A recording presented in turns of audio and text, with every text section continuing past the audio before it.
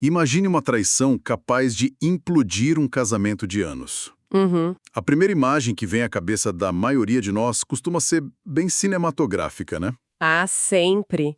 A gente logo pensa naqueles grandes eventos transgressores. Exato. Tipo, recibos de motel escondidos no bolso da calça, aquelas mensagens de texto apagadas apressadamente de madrugada. Ou mentiras incrivelmente elaboradas para justificar onde a pessoa estava, sabe? Pois é.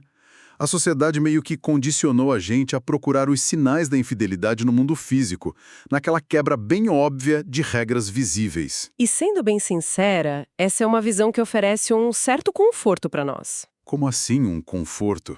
É que a gente acaba acreditando que, enquanto essas linhas físicas não forem cruzadas, o relacionamento tá seguro.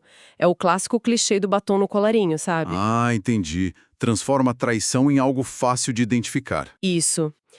E, teoricamente, fácil de evitar. O problema, e acho que é aí que a coisa complica, é quando a vida real ou a boa literatura mostra que a situação é muito mais nebulosa. Com certeza, o buraco é bem mais embaixo. O nosso mergulho profundo de hoje vai caminhar por um território bem mais perigoso e muito mais sutil. E se a traição acontecer em plena luz do dia? E o pior, com o apoio da própria pessoa que está sendo traída. Nossa, sim. E quando ela não precisa de um quarto de hotel escondido? Quando ela se materializa aos poucos, de forma invisível, só com uma simples música tocando no rádio do carro, numa viagem de negócios banal. É o cenário perfeito para a gente dissecar a anatomia de uma traição estritamente emocional. Porque, tipo, as infrações mais profundas geralmente começam travestidas de boas intenções. E é exatamente esse o foco da nossa análise de hoje. Nós vamos desconstruir o capítulo 6 do texto Amor Impossível, que, aliás, tem um título bem sugestivo, Voto Vencido. É um título excelente para essa dinâmica. Né? A missão aqui, para quem está acompanhando a gente, é mapear bem no detalhe como a tensão constante entre os personagens, o Marcos e a Gabriela, escala de uma aparente discordância burocrática sobre negócios para uma conexão íntima. E silenciosa. E absurdamente perigosa, diga-se de passagem. Muito. E o detalhe mais intrigante, tudo isso acontece sob o olhar absolutamente inocente da esposa do Marcos, a Cláudia. O que torna esse capítulo tão brilhante é justamente como a narrativa obriga a gente a repensar nossa própria definição de lealdade. Sim. O texto mostra muito bem que a ruína de um compromisso não começa necessariamente com um ato de desejo escancarado, sabe? Começa com uma série de racionalizações que a gente usa para mascarar o que realmente está sentindo. Bom, então vamos começar entendendo essa fachada que eles criam. Porque o capítulo abre com uma daquelas clássicas cenas de mesa de jantar que, do nada, viram uma reunião de negócios super tensa. O clima muda rapidinho. Pois é. O cenário é esse. A Cláudia, que é a esposa do Marcos, e a Gabriela, que é a vizinha e amiga, estão super entusiasmadas com a ideia de abrir uma empresa juntas, focada em doces e confeitaria. Uma nova fase para Cláudia, principalmente. Isso. E o Jonathan, que é um personagem que fica ali orbitando a história com um interesse romântico claríssimo na Gabriela, apoia a ideia na hora. Mas o Marcos... Nossa, o Marcos se posiciona como um verdadeiro muro de concreto na frente desse projeto. Totalmente contra. Ele vota contra, argumenta com muita firmeza sobre riscos financeiros, sobre a instabilidade do mercado, e fica lembrando que a lanchonete da família mal começou a dar um respiro financeiro. Ele acaba sendo o voto vencido, que é o que dá nome ao capítulo. Mas, lendo a cena, a sensação que eu tive foi de alguém tentando segurar a maré com um rodo, sabe? É a definição perfeita. Porque a escolha de palavras dele nessa cena é digna de nota. Ele adota um vocabulário impenetrável, estritamente racional. Sim, ele fica falando de planilhas invisíveis, de fluxo de caixa. Prudência, ele se veste ali com a armadura do homem de negócio, super maduro e responsável, que tá só tentando proteger o patrimônio da família contra um capricho impensado. Só que a narrativa deixa cristalino que isso é um teatro. O Marcos está usando toda essa lógica financeira como um escudo para um pânico emocional avassalador. Exatamente. E, confessando aqui, isso levanta um questionamento muito humano na minha cabeça. Até que ponto as decisões supostamente racionais que a gente toma todo dia são só justificativas sofisticadas para medos que a gente não tem coragem de admitir em voz alta. Nossa, isso é muito real, porque, veja bem, ele é dono de uma lanchonete, né? Então o argumento do risco financeiro até faz sentido na superfície, Faz sentido, claro. mas não sustenta a reação desproporcional dele. O argumento financeiro ali é só a única linguagem socialmente aceitável que ele encontra para tentar impedir o inevitável. O inevitável sendo a Gabriela na vida dele. Exato. Se a gente olhar para os mecanismos psicológicos rolando ali, o terror do Marcos não tem relação nenhuma com a abertura de um novo CNPJ. O medo inconfessável dele é pura e simplesmente a oficialização da sociedade entre essas duas mulheres. Porque isso muda tudo, né? Muda a geografia do cotidiano dele. É estrutural. Peraí, como assim a geografia? Você acha que o problema é elas dividirem o mesmo espaço físico ali no dia a dia? Vai muito além do espaço físico. Atinge o espaço mental e emocional do cara. Pensa na dinâmica de antes. A Gabriela era só uma vizinha. Tá. Uma presença que sim, já incomodava o Marcos, despertando coisas que ele tentava soterrar. Mas, sendo vizinha, ele ainda podia inventar desculpas para manter uma distância segura. Ah, ele podia simplesmente se trancar na lanchonete dele e ignorar o mundo. Exatamente. Agora, com a Cláudia e a Gabriela como sócias. Elas vão precisar conversar todos os dias. Vão tomar decisões juntas, planejar futuro, frequentar a casa e o negócio da família o tempo todo. Nossa, é verdade. A Gabriela ganha um passe livre. Um passe livre e uma justificativa permanente para estar presente em todas as áreas da vida dele. Ou seja, a barreira de proteção dele foi demolida por um contrato social. E ele entra em pânico. E essa perda de controle invisível é o que leva ele a ter uma mudança de postura muito drástica nas semanas seguintes, né? Aham. Porque ele percebe que não pode impedir a Gabriela de se aproximar. Então a estratégia dele muda da repulsão para a infiltração. Ele percebe que precisa estar no meio dessa história toda, para não perder o próprio território. E o contraste que o autor cria nesse período é brutal, porque a Cláudia, nossa, ela renasce.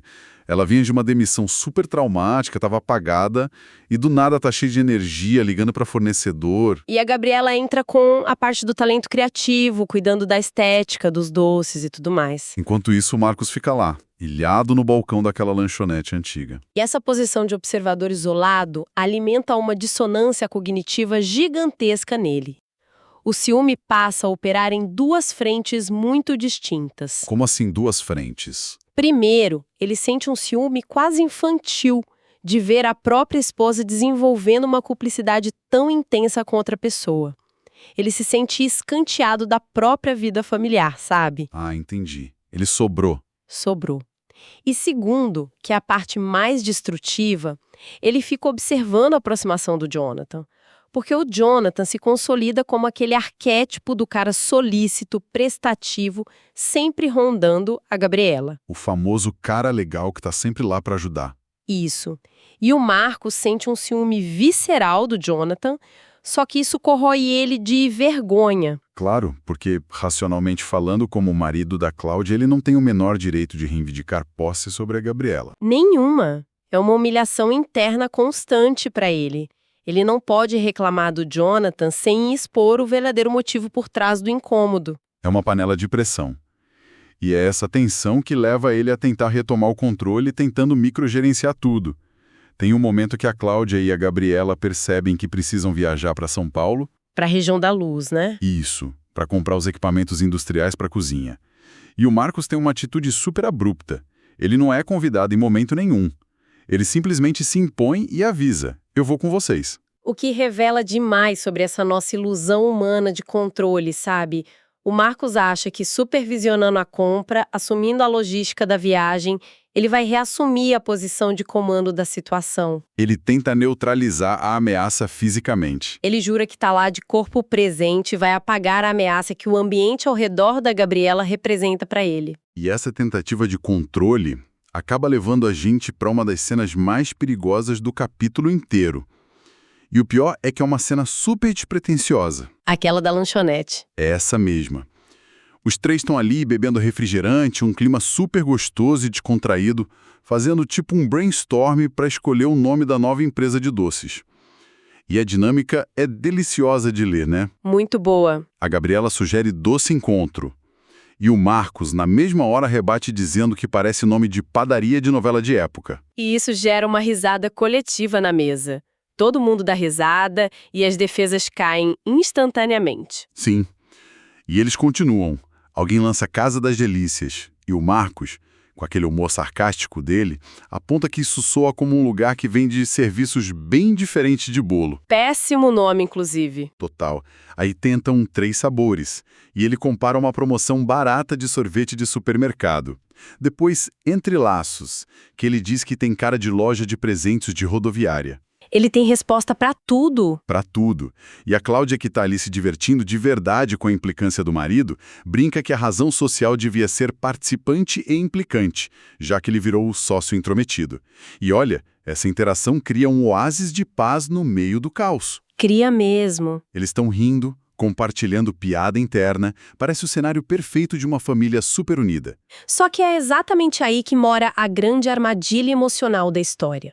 Tem um conceito na psicologia das relações de que o conflito, por mais desgastante que ele seja, ele ainda serve para manter os muros e os limites muito claros entre as pessoas. Interessante isso. Pensa bem, o Marcos passava todos os dias anteriores em conflito, tanto interno quanto com as meninas. Isso mantinha ele em estado de alerta, ele sabia onde era a linha. Ele estava na defensiva. E quando a gente está na defensiva, é bem mais difícil ser vulnerável. Exatamente. Mas o riso, aquela leveza toda da mesa, a sensação deles pertencerem a uma família improvisada. Como o texto mesmo chama, né? Isso, esse termo família improvisada. Essa sensação dissolve as paredes da defensiva de uma forma letal para ele. Durante esse momento de brincadeira, a linha divisória dentro da cabeça do Marcos sofre um curto-circuito. Ele confunde tudo. Tudo. Ele não consegue mais separar o que ele está fazendo por dever de marido em relação a Cláudia do que ele está fazendo pelo simples e inebriante prazer de estar perto da Gabriela. Nossa. Essa aura de família serve para normalizar a intimidade deles.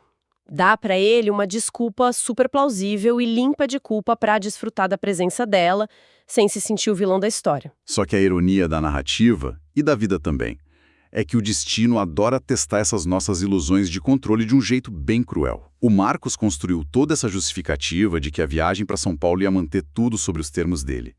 E aí a gente chega na véspera da viagem, que é o grande ponto de virada do capítulo. O telefone toca. O telefone toca. É o advogado da Cláudia. Ele liga para avisar que uma audiência preliminar de um processo trabalhista do sindicato contra o antigo jornal da Cláudia foi marcada de última hora. E adivinha o horário? Exatamente no mesmo horário da viagem para comprar as máquinas. Bateu tudo. A estrutura dessa reviravolta é fantástica, porque tira completamente a agência dos personagens e joga eles na mão do acaso logístico. E nesse momento eu confesso que parei e fiquei questionando as escolhas dos personagens, sabe? Lendo friamente, a reação natural de qualquer pessoa seria tipo, ok, imprevistos acontecem, vamos cancelar essa viagem para São Paulo e remarcar para a semana que vem. Sim, seria o lógico. Por que não adiar, né? Por que insistir numa viagem que claramente virou um transtorno gigantesco? É uma ótima provocação para quem está lendo. Mas o texto constrói uma arapuca financeira que não tem saída para eles. A Cláudia entra em contato com o vendedor das máquinas na hora e a resposta fecha as portas. Ah, a questão do desconto. Exato. O desconto absurdamente agressivo que elas conseguiram para aquele lote de máquinas só vale até o dia seguinte, e são as últimas unidades do estoque. Ou seja, perder essa oportunidade não era uma opção. Imagina para uma empresa que está literalmente contando as moedas para conseguir nascer, perder esses equipamentos e esse preço e atrasar a abertura em meses ou até matar o negócio antes de começar. Matematicamente, adiar não era viável. O que sela de vez o destino do Marcos. A ironia dramática é muito brutal aqui. Ele exigiu entrar nessa viagem só para vigiar a Gabriela, para garantir que ela não ficasse solta por aí. E olha o resultado. O resultado é que agora ele e a Gabriela vão ter que fazer uma viagem de 2 horas até São Paulo, totalmente sozinhos, fechados num carro. Mas sabe o que me pegou? O golpe mais pesado que o Marcos toma não vem dessa constatação logística da viagem. Vem de uma única frase da Cláudia na manhã seguinte. Nossa, essa cena é de cortar o coração. É muito pesada para quem entende o subtexto. O Marcos já passou a noite em claro, torturado pela ansiedade de ficar sozinho com ela. E a Cláudia, que está super focada na audiência dela, vai se despedir do marido, dá um abraço nele, toca o rosto dele com aquela confiança inabalável e pede: cuida da Gabriela. É a materialização da culpa, né? O peso dessa instrução não tá no sentido literal. Tá no simbolismo da confiança terceirizada. A Cláudia acredita com todas as forças que tá entregando a segurança da melhor amiga e do projeto da vida dela nas mãos da fortaleza moral da família, que é o Marcos. E como você acha que essa confiança cega impacta a cabeça dele bem naquela hora? Bate como uma sentença de condenação. Quando a Cláudia fala cuida da Gabriela, o Marcos tem epifania de que a transgressão dele não é algo no futuro, que pode ou não rolar na estrada. Já aconteceu. A traição já tá em andamento. O simples fato dele ter passado a madrugada fritando de ansiedade, cheio de desejo contido pela perspectiva de ficar a sós com a Gabriela, já é uma quebra silenciosa dos votos. A culpa que paralisa ele ali é a prova de que a fronteira emocional foi estilhaçada muito antes deles entrarem no carro. Caramba! Isso joga a gente direto para o centro do palco dessa traição invisível, que é o interior do carro, na rodovia. E aqui eu pensei numa metáfora que acho que explica como a tensão escala de um jeito tão rápido lá dentro. Qual? Pensa no interior daquele carro, rodando pelo asfalto de forma monótona, como uma espécie de tanque de privação sensorial, só que emocional. Faz todo sentido. Porque do lado de fora tem boletos, a lanchonete, o processo da Cláudia, a moralidade, as regras da sociedade. Mas dentro daquela cabine apertada, o mundo externo apaga. Eles estão num vácuo geográfico. E quando os estímulos normais somem, qualquer detalhe lá dentro ganha um volume insuportável. E nesse clima pesado, o Marcos, tentando desesperadamente quebrar aquele silêncio tenso, liga o rádio. E adivinha o que está tocando? Big Girls Don't Cry, da Fergie. Essa mesma. E olha, parece um detalhe que o autor colocou só para dar um ar de realidade na cena, mas tem um peso psicológico tremendo. A reação da Gabriela na hora é o que dita o ritmo de tudo dali pra frente. Exatamente. Por quê? Ela abre um sorriso super genuíno, diz que adora a música, que é o tipo de faixa que ela ouve compulsivamente e pede para ele deixar no repeat. E o Marcos, pego totalmente de surpresa por essa afinidade boba, confessa que a música já estava no repeat. Ele admite que tem a mesma mania, né? Sim. Ele conta que também tem essa mania de escolher uma música e escutar 1000 vezes seguidas. Parece uma coincidência inofensiva, mas atinge ele como um meteoro. Por que descobrir uma afinidade tão mundana, tipo ouvir rádio no repeat, soa tão devastador para ele naquele momento? É que no vácuo daquele carro, descobrir que os dois compartilham uma mania estranha dessas, não é só achar um gosto musical em comum, é descobrir uma sincronia de hábitos privados, íntimos, sabe? Faz sentido. A traição emocional ganha muita força nessas pequenas ressonâncias que ninguém planeja. Quando a Gabriela canta junto e eles dão risada dessa mania esquisita em comum, na cabeça do Marcos, é como se o universo estivesse mandando um sinal de que eles pertencem ao mesmo mundo secreto. A conexão não se forma com alguém dizendo eu te amo, se forma com a percepção de que a mente dos dois opera no mesmo compasso. É tipo construir uma ponte onde os tijolos são a sincronia dos pequenos detalhes, né? Exatamente isso. E a conversa flui por essa ponte de um jeito cada vez mais arriscado. Eles vão passando da música para os assuntos da vida, sobre ser forte, mas sem perder a vulnerabilidade. Só que, inevitavelmente, o fantasma da Cláudia, de quem ficou para trás, entra no carro. A Gabriela elogia a força da Cláudia encarando o tribunal e o Marcos toma um choque de realidade. Mas a urgência lá dentro é muito maior, e ele não se aguenta. Ele chega no ponto sem retorno e decide sondar sobre o Jonathan. Ele faz o que qualquer pessoa obcecada faria ali. Testa o terreno, ele precisava saber se ela estava emocionalmente disponível. Muito. E ele pergunta na lata se ela teve coragem de conversar com o Jonathan e ser transparente de que não tinha interesse romântico nele. E a Gabriela baixa a guarda e fala a verdade. Ela diz que não, que tá fugindo da conversa, porque tem pânico de machucar um cara que é tão devotado a ela. E aí vem a frase lapidar. Nossa, o Marcos solta a frase que define todo o capítulo. Você tá tentando não machucar alguém, mas pode acabar machucando ainda mais com essa demora. É genial, porque na superfície eles estão falando do Jonathan, mas no subtexto denso daquele carro, essa frase se aplica milimetricamente para a situação do Marcos com a Cláudia. Esse é o marco da transição absoluta da teoria para a prática da traição emocional. A conversa sobre terceiros vira um espelho gigantesco para os dois. E o mais revelador é a reação interna do Marcos quando a Gabriela confessa que não ama o Jonathan. Ele deveria ficar com pena do cara. Sim, socialmente. Era para ele ter empatia pelo Jonathan, ou ficar preocupado com o rolo que a amiga da esposa se meteu. Mas o texto foca no que ele sente de verdade. Um alívio profundo.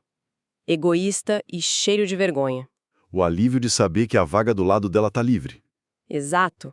E ao continuarem falando sobre não querer machucar quem é bom para nós, os dois selam um acordo tácito.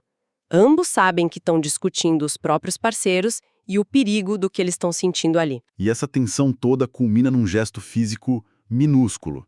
Depois dessa troca velada, a Gabriela relaxa no banco e apoia a mão perto da alavanca de câmbio. E a mão do Marcos está ali no volante, a centímetros de distância. Ele, engolido por um instinto primitivo de soltar o volante, dá aquela esbarradinha sutil que parece sem querer, mas que carrega o peso do mundo todo. A tensão física ali vai no limite. Mas ele recua. Recua. Ele engole seco e aperta as mãos no volante. E olha, a ausência desse toque é a grande chave mestra para a gente interpretar a traição desse capítulo. O instinto comum seria pensar, não rolou toque físico, então a moralidade tá salva. Que é o que a gente falou no começo, né? Isso, só que o efeito psicológico ali é o oposto. Resistir a esse toque funciona como um auto-engano para o Marcos. Ele se convence de que, como não cruzou a linha física, ele continua sendo um marido super fiel que só tá prestando um favor de logística. Sendo que, na verdade... Sendo que a linha emocional já foi pulverizada. Manter essa ilusão física serve só para cobertar a conexão definitiva que eles criaram naquele silêncio. Eles transformaram uma viagem chata para comprar equipamento num destino compartilhado sem encostar um único dedo. É impressionante mesmo. 2 horas de viagem foram suficientes para desmoronar um compromisso, só usando afinidade, duplo sentido e o magnetismo do não toque. Para a gente recapitular o que o nosso mergulho revelou hoje para quem está ouvindo, o caminho entre a lealdade e a infidelidade devastadora muitas vezes não é feito de flertes abertos ou mensagens de motel. Pode ser construído tijolo por tijolo numa discussão sobre planilhas de gastos. Sim, ou nas tentativas de microgerenciamento por ciúme disfarçado, conversas bobas sobre rádio, o perigo não chega tocando sirene. Ele se instala bem quietinho no alívio secreto de ver o outro disponível. O que serve de alerta para a gente entender que as fronteiras mais cruciais de um relacionamento não são aquelas marcadas pelo contato físico, mas pela integridade do espaço mental que a gente escolhe proteger ou dividir com alguém. O que nos leva para uma reflexão final, muito ligada ao momento que a Cláudia se despede dele. A sociedade adora exaltar a confiança cega como o estágio supremo de um casamento. Mas vendo a implosão silenciosa do Marcos, fica uma dúvida incômoda para quem está escutando a gente. Será que essa confiança absoluta, tipo o cuida da Gabriela, é mesmo uma virtude inquestionável? É uma ótima pergunta. Ou será que essa confiança cega pode ser uma forma bem perigosa de negligência conjugal, onde uma pessoa abre mão do dever de observar a realidade e joga todo o peso do policiamento moral, das tentações e dos limites humanos só nas costas do parceiro? É um pensamento que desafia bastante aquele ideal romântico, né? E com certeza muda a perspectiva sobre qualquer viagem que a gente vai fazer na vida. Até a próxima.